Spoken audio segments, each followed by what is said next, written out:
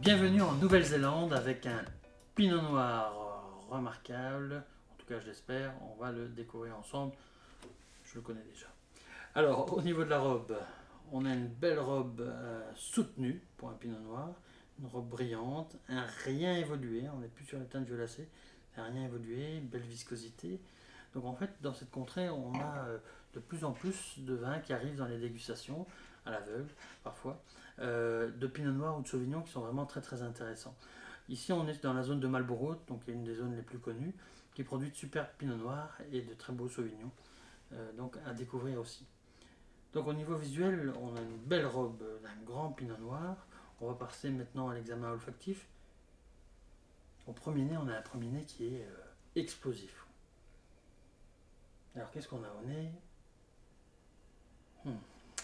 On a des fruits un petit peu acidulés, ça peut faire un peu groseille, ça peut faire un peu cerise caillotte comme ça. On a un côté cassis aussi, hein, on a un côté très très mûr, donc super premier nez. Quand on travaille un peu, ça va sortir des notes un peu épicées, un côté un peu noix de muscade, presque des touches de réglisse aussi un petit peu, donc vraiment une toute belle expression. On a un côté un peu sous-bois, fin de l'automne, donc ce côté un peu terreau humide comme ça.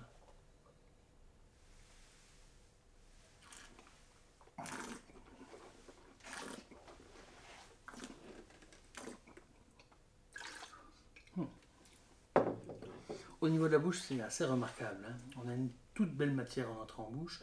On a une acidité modérée qui est juste là, juste comme il faut. On a des tanins qui sont très soyeux, donc c'est vraiment très très agréable. Au niveau de la persistance aromatique, ça reste bien en phase avec le nez. Donc ce côté un petit peu fruit, les touches un peu épicées, le côté épicé ressort un petit peu plus en rétrofaction. C'est assez long, hein, c'est moyennement puissant, mais c'est assez long. Ouais. Donc c'est un vin qu'on va pouvoir marier avec des mets un petit peu plus puissants. Donc on peut rester sur les volailles, sur les viandes blanches, que ce soit du veau, on peut aller sur du porc aussi, même avec des touches un peu épicées ou des touches un peu fruits noirs, même si on fait une réduction de vin rouge, ça pourrait très très bien fonctionner.